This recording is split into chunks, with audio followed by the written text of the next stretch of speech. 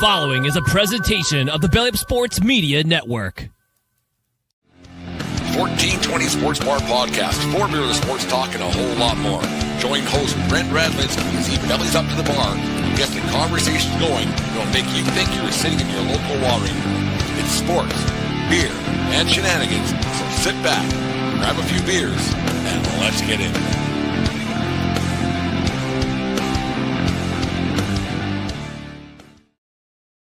The 1420 Sports Bar Podcast, 4 beer of sports talk and a whole lot more for this Monday, the 26th day of January, right near the end of the month here at it's been a long year, 2026 already.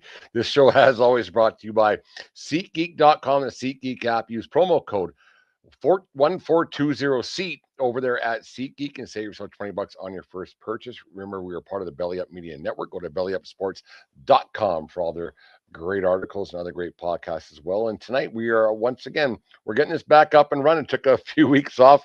Christmas got away from us. We took some time off, but back is for the Voice of Reason. Deanne is back. The Voice of Reason podcast on Monday nights. We'll get this going again more often. But Deanne, we just talked 12 minutes ago, but tell the world how you doing.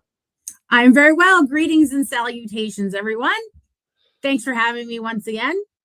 No, we got to. I have so much to say. I have so much to say all of the time, and it's odd how we only get around to this every once in a while. Well, what's funny is we talk so bloody much, and we should probably do this on the air more often than we do, because it's probably. Well, not everybody needs to know what we're talking about. Well, there are times that there's some pretty outlandish takes and outlandish things, but I think it's sometimes we're the world needs to hear what's going on. I also think we're quite funny. Well, that helps too. You are right. It's been a rough year. We won't get a whole bunch political right now. Obviously, it's been a tough year. 2026 right across the board. Things can only get better. Things can only get better. I hope and I pray. One thing that we didn't talk about, actually, we haven't talked about this at all, which is weird. But are you looking forward to the Olympics? I know you're a big Olympics person, and they get going on the 6th of February, and then, I don't know if Italy knows that they're having Olympics away, but with the construction and everything else going on. But are you excited for the Olympics? I am very excited for the Olympics. I'm a big fan of historical factoids, and I watch a lot of documentaries, and I try to keep up on things. And I like to think that from about 1988 and forward, I'm a pretty good, I know my Olympics, and yeah, I don't think Italy really knows what's coming. I think they have no idea, and we're not prepared, and thought, without speaking ill of my own heritage, I feel like the Italians are taking a little bit of a page out of the Greeks. Although we were ready in 2004, and the Italians do not seem prepared at all. Well, what's you watch, obviously the hockey's front and center with the NHL guys going back this year after numerous years of hiatus. Fantastic, and I'm looking forward to, because of the and it's going to be fantastic for sure, and it's a big thing. Let's rewind to 2002. Do you remember like when Canada broke their gold medal drought, and then in 2010 in Vancouver, and then 2014 they won, and then they haven't been around since then. What's your big Olympic moment hockey wise when it comes to the Team Canada? Because it's huge. I mean, it's massive, and they're already talking about opening bars up early in the morning and all this the fun stuff that might happen. Well, Alberta's Alberting. So it's going to be great. What's your favorite moment of the Olympic hockey? I know you're Olympic dork more than I am, but I watch Olympic hockey. What's your favorite Olympic hockey moment going back to say 2002 to 2010 or whatever it might be? I will say, just to go previous to 2002, I was a figure skating dork. I didn't figure skate. It was something that I tried to do in my living room, and God knows I could never do it with a blade on my feet. But and because I'm a total jerk right now, I can't remember her name, but the 1988 Olympics in Calgary, Elizabeth Manley, the Canadian girl. That's who she was. Thank you very much. That blonde, cute, she was fantastic, and that stuck out for me because I remember the flame passing through the hometown that I was out in Medicine Hat outside of Calgary. And that's where I kind of latched on to the mystique and the wonder and the joy of the Olympics. And I got dorky, and I'm all patriotic when it comes to it. And so I followed figure skating the whole time. Like, that was a big thing for me for the Winter Olympics. I like the swimming events in summer, but 2002 and forward, I vividly remember I was in college in 2002, and I was at my best friend's house at the time, and I was watching, and we ordered pizza, and the delivery driver was asking what the score is. Like, I don't have the same, my nostalgia is more about where I was and who I was with and the environment around it, more than it was about statistics. So I don't remember what part of the game, but that was a huge moment for me. 2010 obviously was a big moment for me, just with like the Canadian thing and it being in Vancouver. And I had been in Vancouver the November of 2009, like right before, and seeing the city build up and work up to it and what they were doing. Like, there's some asides to that, the city just for presentation, but regardless, like the atmosphere was amazing. And then 2014 was a big deal for me because the women's team was such a huge thing. And I remember sitting at the edge of my seat for that gold medal game. Like, so I have a lot of moments just hockey wise where it really sticks out for me. And I get emotional and patriotic in the moment, and the lives that have worked up to winning gold for your country. It's just, yeah, I have a lot of really fond, nostalgic memories of the moments that we've had as Canadians, and in general. That's what I'll say. Without getting political, but being political, this one's got a little bit of juice to it, more so than others. I'm old enough to remember back in 1980 when the Russians were playing Lake Placid, and it was very heightened, obviously. And then the U.S. won, and then in '84 when the boycott happened, and so it was a whole different thing in L.A. And then now with what's going on, let's not get into it, but it's a pretty heightened event. Is that going to add a lot to it? And No, don't, because there are people who like the show and have listened to it a long time, and I get it. There's on both sides of the pendulum. I guess it's tough, but is it going to add? And even for Americans, because they're having a lot of pushback on what's going on in their country. Is there going to be more patriotism that we've known than in past Olympics? I think there will, and without, like I said, like you said, without getting into it, there's plenty of people in every country, whether it's the Russians or the Americans or the Canadians or the Swedes or whoever you're talking about. Too many Swedes. The rivalry is the rivalry. Like, you don't have to necessarily add any political climate to anything in order for things to be interesting and to be fun, as long as people kind of keep their heads on straight, right? It's a game, and let's all understand that. But a really good foreshadowing of what this might become is that Four Nations Cup that happened last February that no one gave two patoots about. You can say shit. Two patoots. Well, I'm trying to rein it in, Brent. But this show's cleaned up a lot in this 5-year history.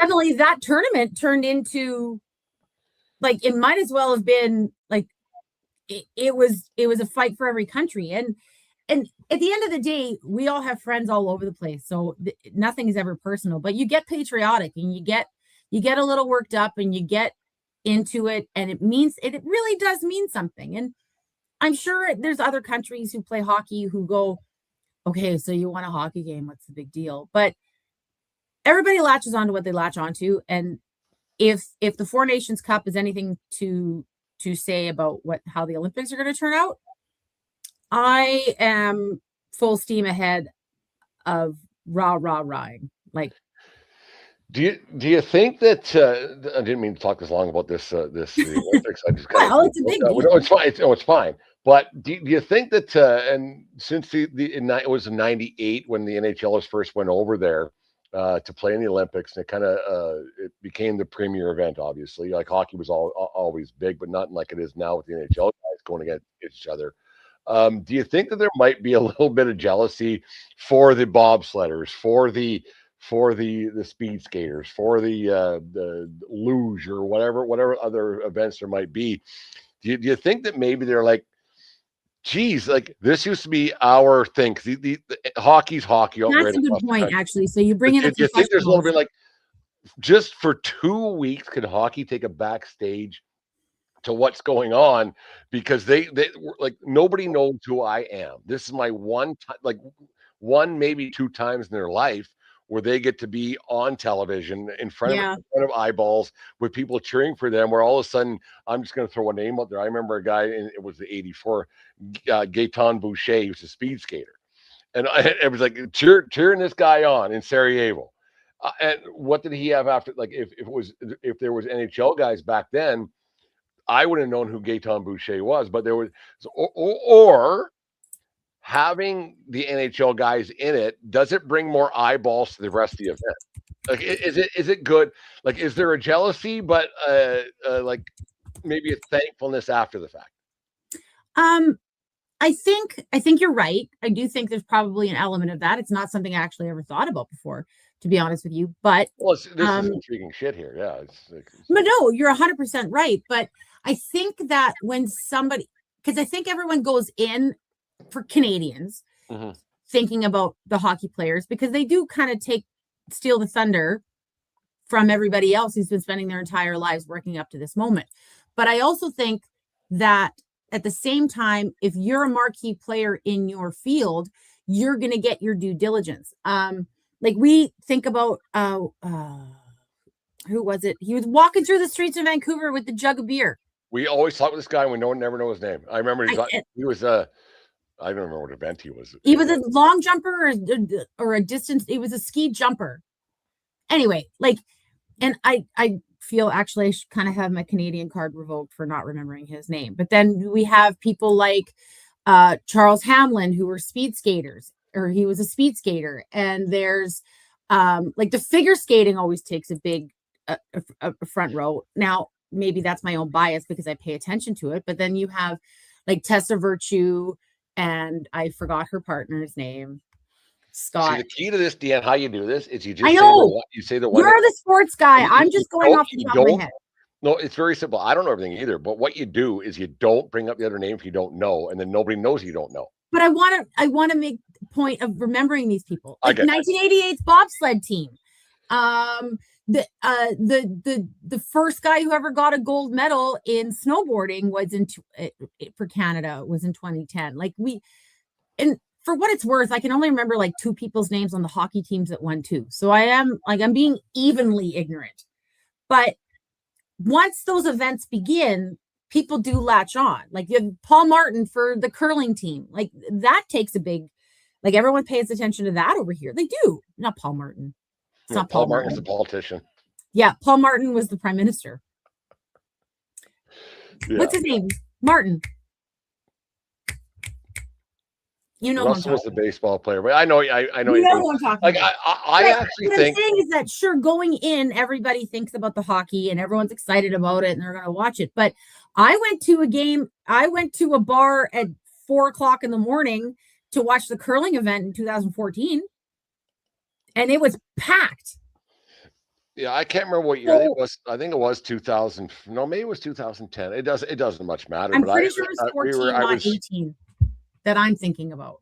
I was out visiting Elaine before we met each other, and the Olympics were on, and I think it was 2002 actually, because it was in Salt Lake, and we were at the Rod and Gun in Parksville. That place would have such a great vibe. It was 9:00 at night, and curling was on, and the place was packed, and people were all into it, and I think that. Like I personally think I could be wrong, but I think having the NHL guys in it gets the periphery into the rest of the event. I think you're right. It's like a gateway. Especially in Canada. Like the other countries might, like Sweden's a big hockey country, Finland's a big hockey country. I think that can only help things. and it might take away from the thunder at the start of it, but because you become so rah rah shish boom ba about it, you start to wear all the root stuff and the flags come out for all the right reasons, and it's a good thing. And it's all the stuff, and I love the camaraderie. I love the rivalry in like a healthy way. Like I'm not being like a miserable person. I like a good rivalry because it's respectful, and it should be respectful because it brings the best out in every side when you're being a respectful rivalry. And I just love the atmosphere that comes of it. And every time there's the Olympics, whether it's the summer or the Winter Olympics, the 2 weeks happens.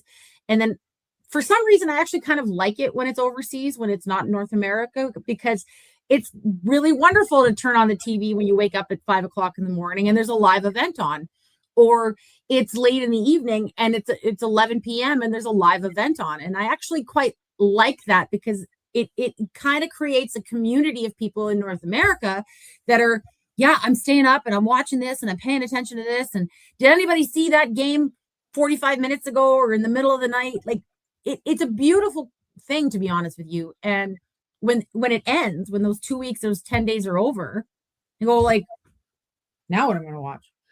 Because you're so invested.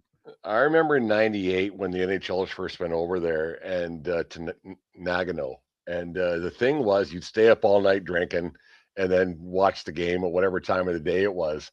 And now, all these years later, 28 years later now, you're like, okay, I'm going to go to bed early and then wake up. I can get up and watch it. Yeah. How it's a complete transformation. Yeah, when you're 25 years old, it's a little different when you're 45 or 55 years old and you go, I'm going to go to bed at 6 so I can set my alarm and wake up at 3 o'clock in the morning and watch this game. Yeah, I'll go to bed a little earlier, whatever. They'll wake up, have a cup of coffee and watch the game. You know, yeah, put a little Bailey's in it, whatever it might be. It's just how much different it is. No, it's such the Olympics. It's great, and it is. It's a beautiful thing, and without getting like mushy about it. And I'm taking the patriotism right out of it. There's nothing to do with any country that somebody's with. Someone has spent their entire lives working up to this moment. Like from 5 years old, their parents. And we see like Canadian Tire commercials and like Tim Hortons commercials where the parents are up at 4 a.m. and they drive the kid to the rink for a 5:30 practice. And then like the life that you have to lead in order to do it. But when the Olympics roll around, it shines a spotlight on every other sport. There's the bobsled, there's the skeleton, there's the ski jumpers, there's the curlers, and everyone has spent there's events you don't even know are sports. Oh, 100%. And every year something comes and goes, or something's irrelevant. There's not enough competitors and goes away, but something new comes up, like the snowboarding or the speed skating. Like there was a time, I'm going to take it aside and make a question and tell a story here. When I was in high school, no, this is like, to me, I think this story is quite great. We did, I want to say, okay, so 88, 2002, I'm going to say it was 1998. It must have been Nagano. Because I would have been in grade 11 at the time, give or take. And we did like a charity, like, you know, like you do, like, how many laps can you run? And we're going to pay you $5 a lap. And like, they raise money for something. Yeah. And our school did something along those lines, but it was skating. It was skating laps. And I am not a good skater. You have seen me. Pardon? It was a skate-a-thon. It was a skate-a-thon. And it was just laps around like your town rink or whatever. And you've seen me. I am not a good skater. Like I'm not the best at it. You don't fall. I don't fall, but I'm not stable. And I don't have very much control. I can't like you don't fall. Well. That's how you don't fall. I'm a little bit like Bambi on ice. I've skated my whole life. I've just never been very good at it. Now, we did one of these things and I kind of got rolling. And it was just basically however many laps you do, you get like $1, $5, whatever it was at the time. And the person has to donate that amount. And I don't know what got in my head. I felt like if you're a kid sometimes and you think that like you're in a music video or everyone's watching you and you're being a superstar. And I kind of got on a roll and I'm spinning. And I remember that I was bent over and like swing, like I had my head across and I was swinging my arm like I was a speed skater. And in my brain, I looked like a professional. I have no idea what it really was. And I did a lot of laps. I don't remember what it was. But in my head, I'd gotten like in the zone and I was just like one of the guys on TV. And like I felt like, yeah, if they can do it and you just glide and you just glide and you glide. Yeah. And in my head, I was a superstar. Again, I have no idea. Like, I'm sure if someone ever videotaped it and been like, is she okay out there? Like, she looks like she's going to fall over. But I kind of felt like I got in a rhythm. And in my head, I was drawing inspiration from the people I'd seen on TV, these athletes who work really hard. And I never played hockey. So to me, I felt like I'm emulating these amazing people who I've seen on television who spent their whole lives working towards something. And I think it's a beautiful thing because you hear the stories, and like CBC does such a great job of like singling people out and telling their story or where they came from and everything. Yeah. No, it's awesome. It's a wonderful thing. And like the world needs more of that. So I look forward to it. Yeah, things aren't great in the world right now, and like, it's not getting into that, but it is and the thing about the Olympics and about how it all works out. It brings out the positive and stuff, and you can kind of turn off the CNNs and the Fox or whatever it might be of the world, and just pay attention to that, and it's great. And like you talk about how you were emulating some athlete. I don't remember, but I remember how I felt. What I'm getting at is like you emulate these guys or these girls that are doing something, and then it brings out the best in people, and it brings out different things. And I remember in 2000 and you want to say 19, when I was in New York with my sister and my brother, and we Bianca Andreescu won the U.S. Open. U.S. Open. And it was such a great moment for Canadians and for tennis and there was probably little girls in the world. I remember there was memes and stuff and or whatever it was, where there was people saying, I can do that, and there was little girls saying I can do that, and this is maybe something for me. No matter what the Andreescu family has a little bit of money, so it makes it easier, but it also brings out the stuff. It opens up some different avenues for kids and to do different things. And I think the Olympics does that. And Bianca had that unique thing that it was a Canadian female tennis player, because of Venus and Serena have been a big thing, and their inspiration to a lot of, I'm sure a ton of American little girls, but at the same time, Canada, like, I mean, sometimes it can be a little tongue in cheek and it's a joke, and we're only good at hockey and we're only good at this, and like it's got to be cold or else whatever. And to have someone outside of the norm of like what the cliche or the stereotype is of what we're capable of doing, it's a really wonderful and beautiful thing. Like it genuinely is. And like, not that it's the same thing, but like I remember not growing up, but teenager, early 20s, like you see like Sandy Ronaldo is the evening news anchor on the majors on CTV News at night, and like you're like, oh, okay, like a girl can do this. And it's not a conscious decision whether it's that or whatever the occupation is. It's just seeing somebody that is like you being able to do something. And it's not like no one was telling you couldn't, but you never had an example. You didn't know it was available to you. You didn't have an example. You didn't like see somebody go the whole way. This went a lot longer than I was thinking of, but it's great. But the Olympics, it's a big deal. No, it's good. Well, we'll keep going with this. Like the thing with these sports that aren't well known, and I don't know how things are in other countries. Obviously, I'm Canadian, so and we're Canadian. But when the Olympics go through, and you talk about these kids have opportunities, there's a lot of programs throughout the country that actually, like there's kids sport. There's the national things that if you want to try this, give it a shot. And so nothing's out of like you don't have to be rich beyond belief to try things. And hockey's actually like hockey's such a great everybody follows it in Canada. but it's an elitist sport. Let's not pretend it's not. It's It very is. elitist, and And the pool is so large that it's hard to stick out. it's getting worse. Whereas if a kid wants to be a speed skater, there's opportunities for kids to try this. If a kid wants to try ski jumping, or if a kid wants to try this, there's opportunities around Canada because of the Olympics, that there's been these venues built all over the country and these programs built throughout the country that really helps out. And it's like I'm sure you're right. Opportunities for kids to try stuff that may not, that families may be middle to lower class, that don't that because hockey's so out of the realm of possibility to do anything, because how much it costs and all this stuff that goes on. We won't get into that, but the how the Canadian Olympic Organization makes this a possibility for kids to try different things.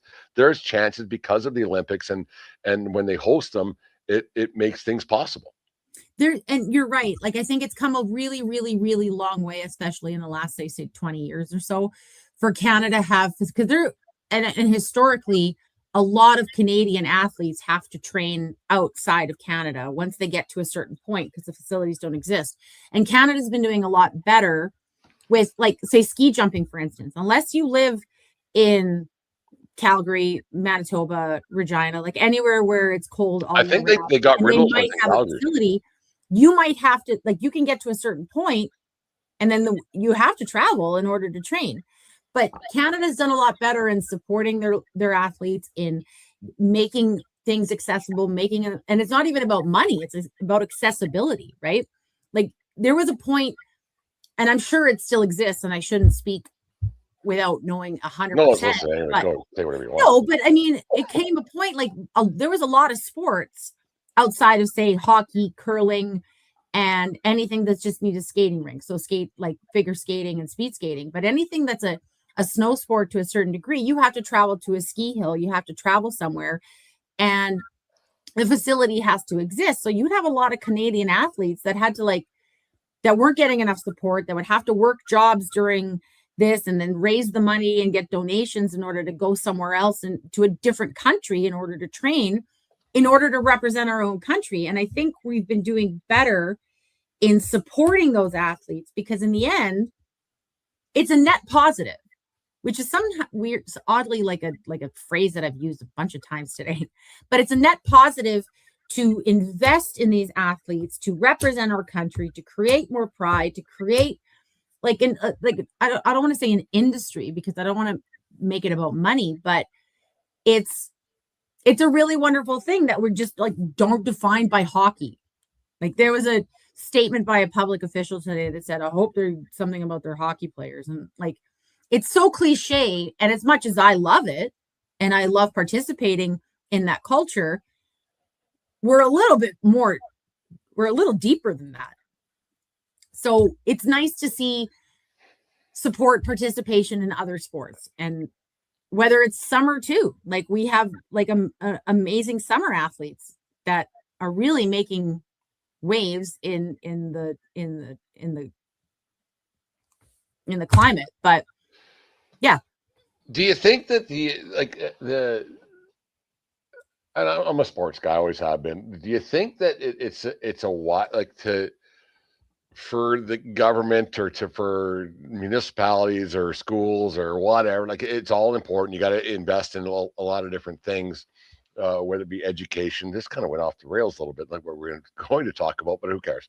Do you think it's important for the government to invest in kids at a young age, and actually dump a lot of money into it, whether it be in sport, whether it be in science or science fair, science? You can talk to me about science and art. Yeah. I'll tell you all the dollars need to go to science and art. Like, is there enough money?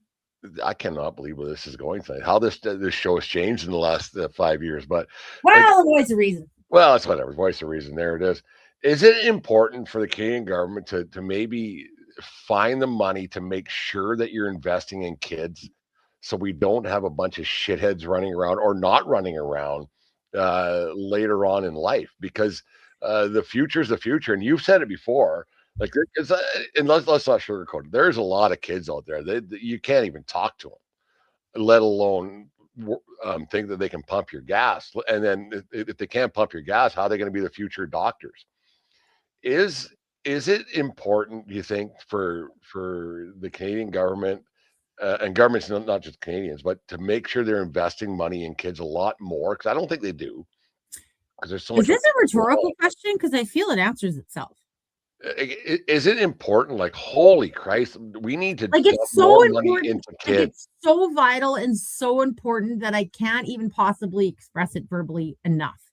That, like, the bare bones of it, that it keeps kids from being idle. And yeah, sure, kids need downtime. Of course, they need downtime. You can't be always scheduled to do things a million times. You need to be able to relax and like be a person. But when you're little, and I can only speak so much. I've been a kid. I don't have any, but knowing you have something to look forward to that they're interested in, you can't force your kids to do stuff they don't want to do.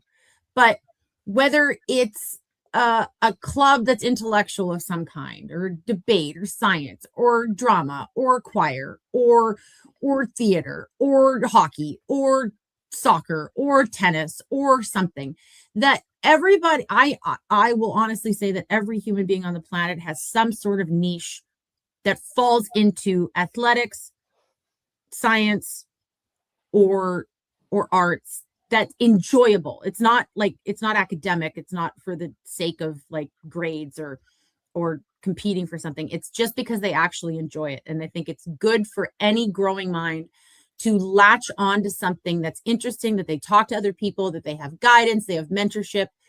And I'm not talking about going to 6 different things and the kids overscheduled and they have a million things to worry about, because you need, like I said, you need downtime.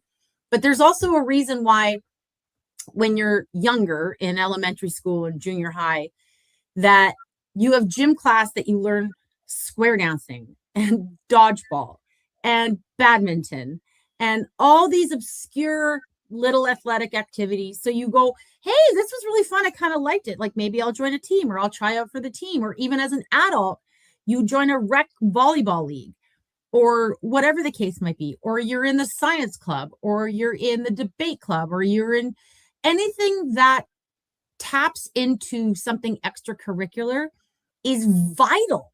It's so vital. And adults as well, myself included, like, we're all attached to a screen nowadays, and like, you lose your communication tools. Yeah, don't tell people to not be attached to their screens. In doses, I'm attached to my screen. I'm looking at one right now. Yeah. But you got to I'm just saying, balance for the things out. sake You of the have to 14 balance 20 it out. Sports Bar podcast, we like people on their screens, but whatever. Yeah. Just watch this podcast, and that's enough. That's enough. Yeah. But like 100%, and investing in those things creates a more robust society, a more informed populace, people that are happier with their lives in the long term, which in the end is beneficial to everyone, monetarily, productivity wise, like all of it. Like, it goes so deep, and it starts so small that like it's an immeasurable positive to me. Like, to me, if there was more time invested with kids in sports, and not in the people who can pay for it, because they'll pay for it. They always have. They always will. Yeah, just playing soccer from the time you're 10 years old to you're 17, twice a week, is really, really, really good for everyone. Like, on the social political side of things, like, it's just, if a kid has a sense of community a little bit, and he or she gets to play soccer, play hockey, play football, play whatever sport it might be, or the tiddlywinks or whatever, I think it can only I'm help. sure there's a Tiddlywinks club. You never know.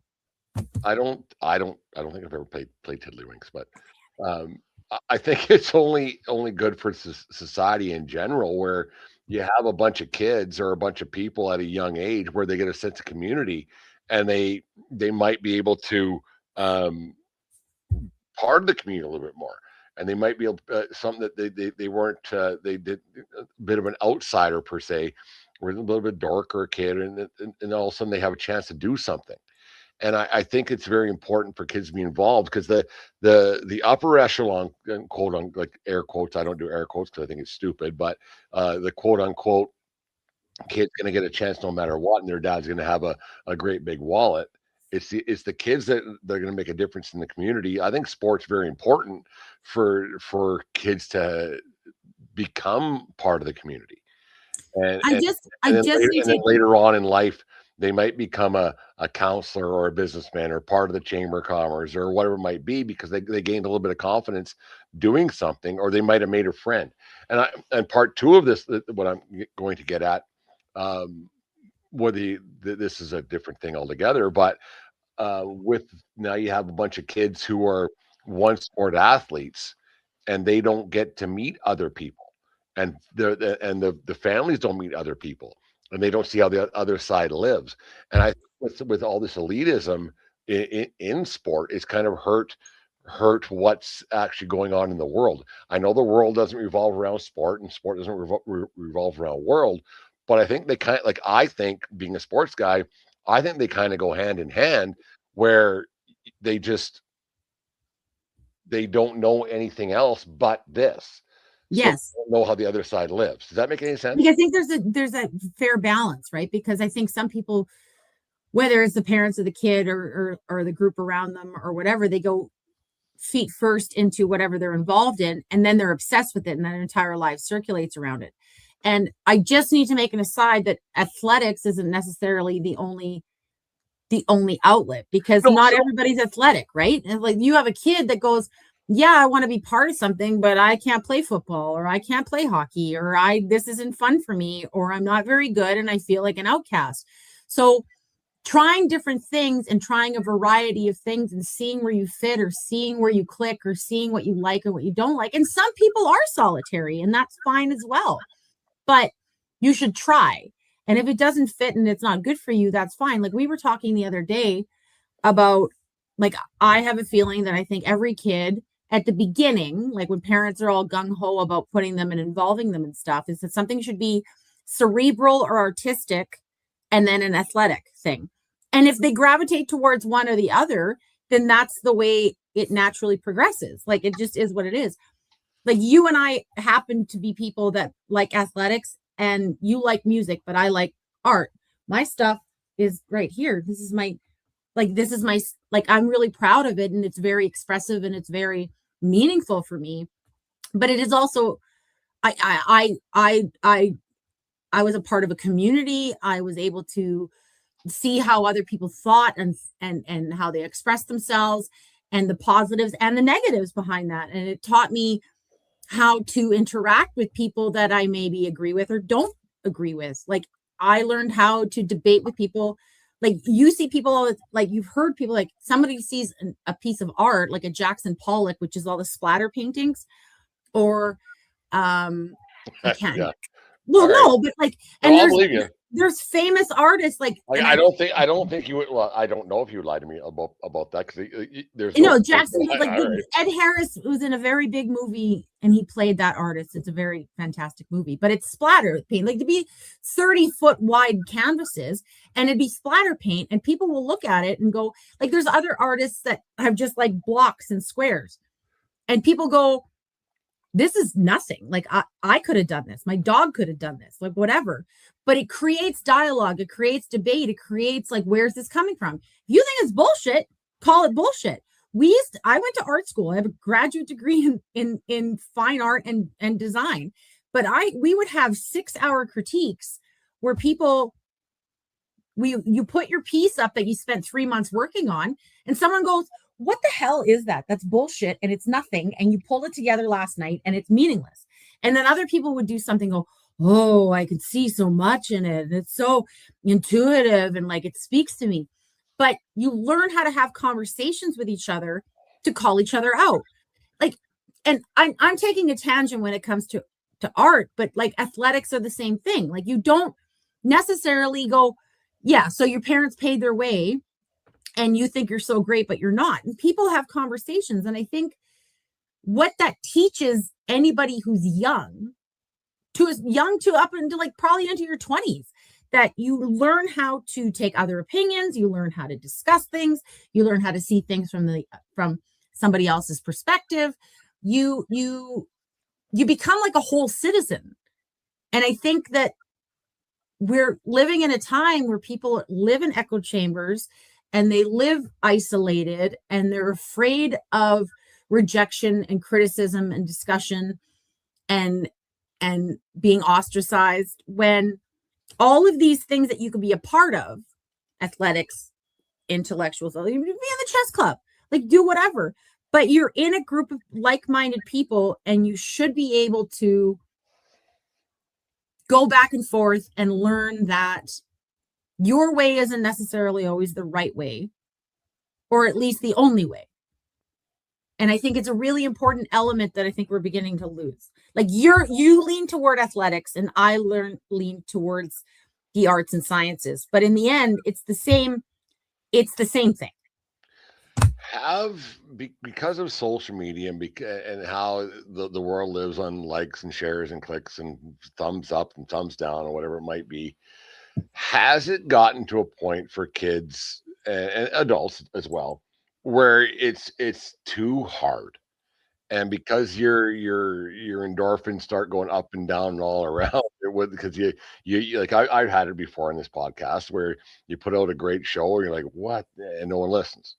Well, we live in a world where of instant gratification. So is that a point now where instant gratification is a thing that actually funnels down into what kids do on a daily basis? Yes, and it actually defines people's value of themselves. Let me see, once again, you're interrupting me. You do Sorry. that quite often. But no, I'm kidding. But and then so now parents, do they need some kind of instant gratification for what they invest in their kids? Because okay, well, if my kid's not going to be on the AAA blah blah super national whatever team, or he's not getting X amount of likes on Instagram and whatever it might be, has that hurt the development of kids? Because people are popular because they're popular, right? And it's not necessarily true. Like algorithms match things and everything else. You don't have to be great at something to be popular anymore. You don't have to be good at something anymore, and hard work doesn't always prevail.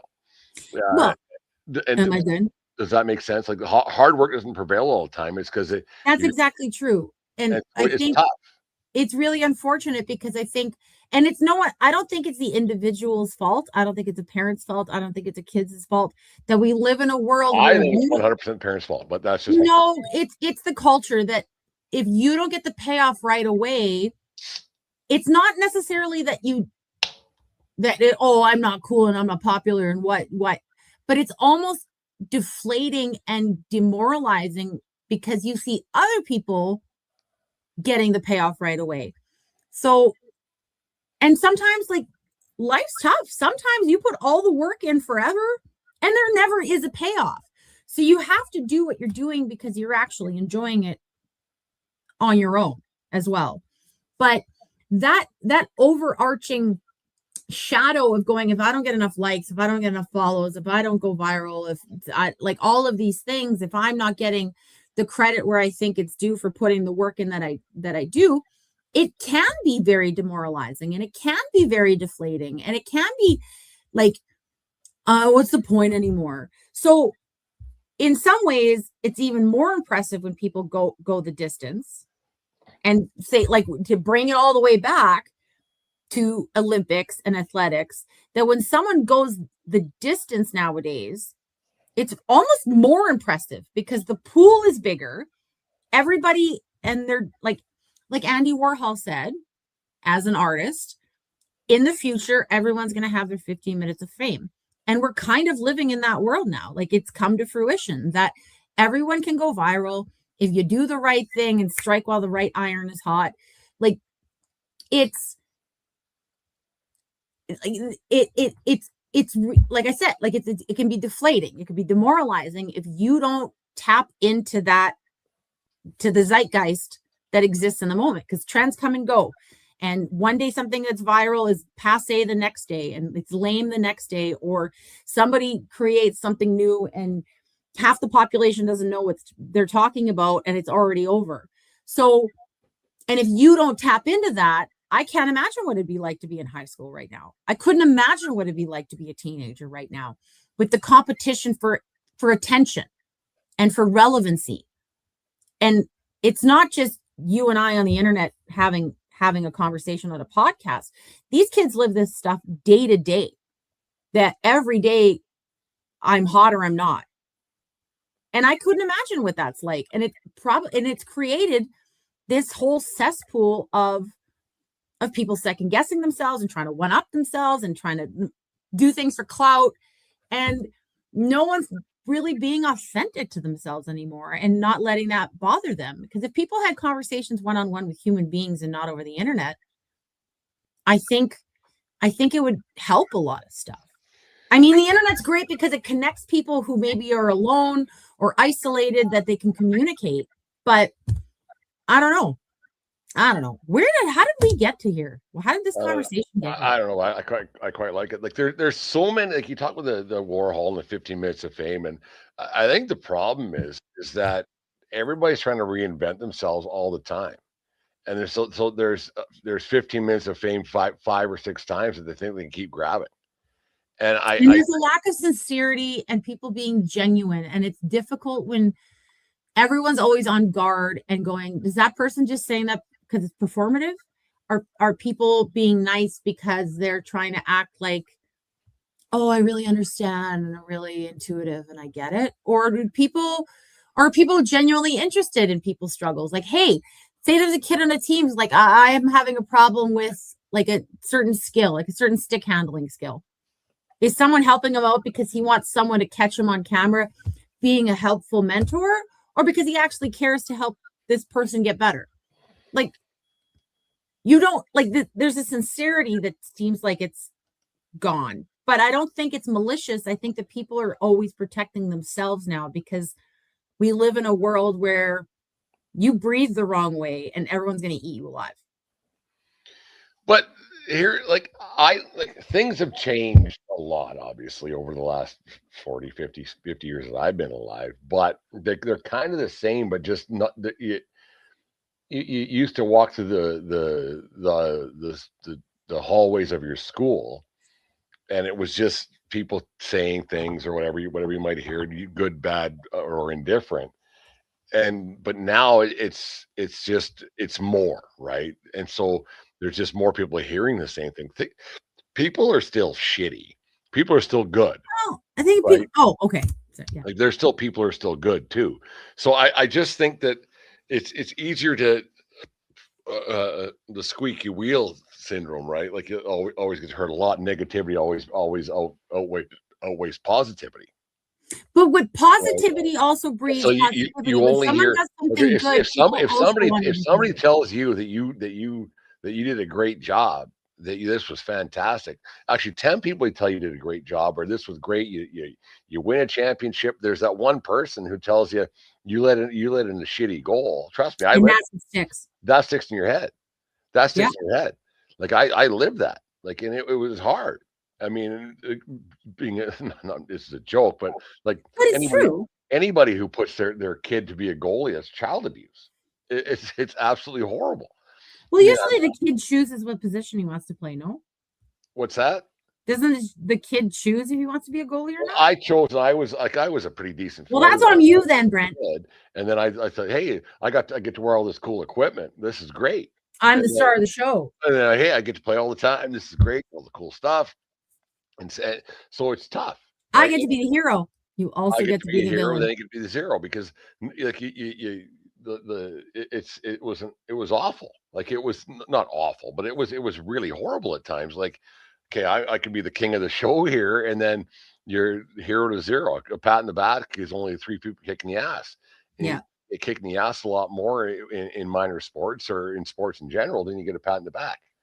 And so it's tough. And like you said, I couldn't imagine being a kid nowadays to go through that. I couldn't. I empathize with them so much. Like I can talk until the cows come home, but I'm not there. I don't know. I don't see it. I don't see what parents go through. I don't see what kids go through every day. And I am by no means playing a tiny violin for myself. If you know, you know. But high school was not easy for me. Elementary school was not easy for me. I am the same person now than I when I was 8. But I feel like as an 8-year-old, I was probably really obnoxious. I really thought I was the smartest person in the room. I was a little bossy. I was hyper. Like there's a lot of things that I could criticize myself for as a child. I wouldn't change that for anything because You're still the same fucking person. Pardon? You're still a little bossy. You're still hyperactive. I know. You're still no, I know. Not much change. As an 8-year-old, it's abrasive. There's kids that are like, who's this bitch? Like, shut up. I was rambunctious. I was very playful. I was very attention seeking, like all of these things. But when you have other kids that are like, can you not do that? And so I got made fun of. I got left out. I had pranks pulled on me. I didn't find my tribe till I was like 16, 17, 18 years old, which thankfully I did, because if I hadn't, who knows what, I would have like regressed and lost my spark and all of that stuff. But I had good parents that loved me and went, you're you and that's okay. But lots of kids don't have that. And growing up was not easy for me. If I added like the bullying, I don't want to use the word bullying because it wasn't like, it was shitty and there was crying and like there was moments where I was like, it sucks and whatever. And as an adult, I'm fine. If I were to look at myself at 8 years old, I'm like, oh, that poor little girl's going through stuff and people are being mean. As an adult, I'm fine. You take your licks and it makes you better for it in the end. But if I hadn't found people that thought like me or liked me or supported me, and I didn't have parents that were like, you are you, and when you're older, you'll find your people, which is what happened. But if I were to take the stuff that was happening in elementary, junior high school, like bullying, quote unquote, and add the internet and social media and selfies and like the skinny culture that existed in the 90s, like with the Kate Mosses and young stupid thing, you would have an extra 8 pounds on you as a 12-year-old and be like, you're a fat slob. Like I couldn't imagine. I can't even imagine, and think of it gets me like I want to cry for them. How that could possibly be some kid who's not fit enough to play football and has acne, or a girl who has got 10 extra pounds on her that somebody thinks is too fat for a 14-year-old. Like, and then to hear it on the internet, you can't escape it. You have to be on the internet for school. You have to have email. You have to have a laptop. Like lessons are on the computers nowadays, and cell phones. And like when you decide you let your kid have a cell phone and when they don't, and what they have access to and what they don't, that's psychological damage. I can't possibly imagine what it's like to navigate school and growing up and being a part of something, what that must be like for anybody in this day and age under the age of 25, even after high school. Like, I can't imagine. It's terrifying and vilifying and grotesque. Like, because people hide behind a screen. And people do it as adults now. We see Facebook and the way people comment. I'm like, would you say that to someone to their face? Is that how you talk in real life? But people act a certain way, and it starts early. And I don't know what that would be like now. I'm 100% with you. Like I was a very good athlete, and my biggest fault when I was growing up was the voice between my ears, still to this day. And I couldn't imagine. I probably wouldn't have done anything of any substance. Not that I was like made a bunch of money or anything playing sports or anything, but I got to a certain level, which was good. But if you parlayed it as an adult, yeah, no, I parlayed into a career in sports, which is good. But if I was a kid now, There's no way. There's no way that my shortcomings between my ears would have been able to do it, because I was very hard myself, and like I've said before on this show, and it's talking to you in general. Um, Sports, I love playing, but it wasn't fun, Yeah. and that's and it would have been less fun with social media now. And because I would have taken it all in. I would have been like, "Oh, this guy doesn't like me. That I was bad here, I but have to change this. I have to adjust this this. I got video to be here, better that here. video And there." It would have. I wouldn't have said. I'm not going to go as far as say it was killed me, but I would have quit. Like it would have been. It would have been that hard. So these kids who make it now, and you is that kind of what's got happening right you now got to in my give life? a pat in the back. The ones that do get through, who are mid-level players who get to the next level. Whether it be from midget, AAA, or whatever they call it nowadays, to junior, to pro, to whatever it might have been, the guys who can get through that are mid-level guys, you got to commend them, because my God, I can't imagine what the upper echelon are saying about these kids nowadays, because And kids are ruthless. And what you're saying about that is like you I and I talk privately about like, oh, I make fun of this player, I talk shit about so and so, and I've said a couple things in this podcast, but I don't go actively criticizing or publicly no, bad mouthing people, or because you don't know, like, I mean, I've said things about like Matthews or Marner. I'm like, but I don't know what goes on between those kids' heads and what their lives have led up to and what walls they have up or what they deal with every day. Like, I mean, at the end of the day, I should retract about like publicly criticizing someone unless it's a conscious choice. Like, I couldn't possibly imagine if my life was like a public life. yeah, And I was getting criticized from the outside. And I'm a well-rounded, I think, emotionally sound person. Like, I'm not made out of stone, and I'm not infallible. When someone's going to criticize me, it's going to hurt. But I think that I'm secure enough in myself, thankfully, that it's going to hurt and it's going to sting, but I can let it go eventually. Or maybe it'll sit with me and it might make me cry, or it might make me upset, or I might want to adjust and like maybe absorb too much criticism and try to be the right person for everybody. So how you would handle that as a 15-year-old now, or a 12-year-old, with the constant barrage, you can't leave it. I would go home from school, and even if some people are like, oh, they're going to egg their house, or they're going to toilet paper their house, or they're going to like deliberately do something, but you are still able to leave it.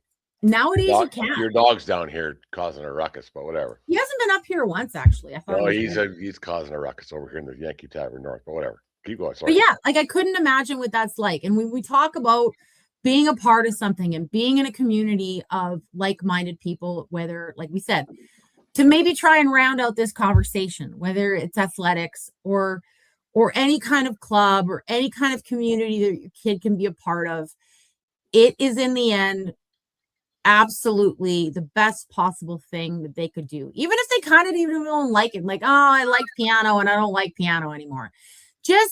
Well, piano's not really a group activity, so that's a bad example. But like, just to hone into something you enjoy and like, and be expressive and be yourself without judgment. And I mean, parenting has a lot to do with it. Not every kid has parents who care to give a shit about how their kid feels. Like, there's so many elements to this, but the general rule used to be, you can like get through being young and try and find where your people are, and off you go and you're okay. But now there's too many outside elements, and I couldn't possibly imagine how to navigate it. I have friends who are single in their 40s and they're, trying to navigate the dating world.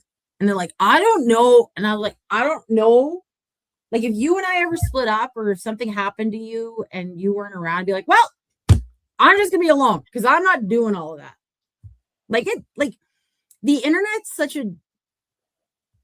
it's such a blessing, like what we have access to, and it's such a curse into like what unfettered, loose, uncontrolled Wild West. Like, it's, yeah. Yeah, we'll end this in half a second. I want to piggyback what you said a little bit earlier about pro athletes and what's going on and what they and everybody says it like pro athletes say, well, I don't read that. I don't know. They know. They know that something's going on. They You know got to have a it's there. There's special cement brain maybe to the be able to Sidney shut it out. Crosby's of the world, maybe the Conor McDavid's of the world. Those guys are all world. So Everyone's human. Everyone's a human being. what And can you say I bad said about this. like what can you say bad about those guys, right? And Sorry, so go I don't ahead. want to interrupt you, but it actually goes back, I think, to the last time that I was on the show when I talked about celebrity culture and like who likes who and who doesn't. That that works both ways, right? Like people idolize people and then get disappointed if they do something wrong or they don't know them. I'm like, I don't know this person. I don't know them. To put them on a pedestal and then find out they're actually shitty in the end and then be heartbroken. Like they're just a person. They're schmo across the street. Like, I don't know. But the same thing happens when somebody's really good and you only see something on the other side. And we live in this world where I think somebody's shitty, but you don't know what they're going through. You don't know what they're going through. You never know what they're going through. And I just wanted to piggyback on that because that's a double-edged sword, right? Like, You can idolize I someone. couldn't imagine, you sign a well, nice. You sign a 10, 12, $60 million contract, whatever these things are nowadays. And everyone in the world's chewing you up for it. Instantly. Because I like with Kyle Tucker, you said I don't know who this guy is. Yeah, but it's not his fault. It's the No, organization's it's not. fault for But deciding to 60 be like, million bucks. So for this 4 years, no matter what he does, he could go 1 for 3, have a bad night. His wife might get whatever. His kids might have a day. He goes 0 for 4. On and on it goes. And the scrutiny that comes across the Twitter and Facebook, whatever, it'd be hard. Is the paycheck worth it? Probably, but you got to be sound between the ears. Like you have to be. once It's going to destroy you. once you go to bed at night, that your wallet isn't on your pillow, and it's between your ears a lot. You're And still you're John still a Smith human being. from You're still someone. Bennyville, USA. Like you still have a mom that you probably want to call and say, "Mommy, I'm sad," right? And so I couldn't imagine the pressure these guys have, and the pressure that gets put on kids at a young age. We'll end this right away here.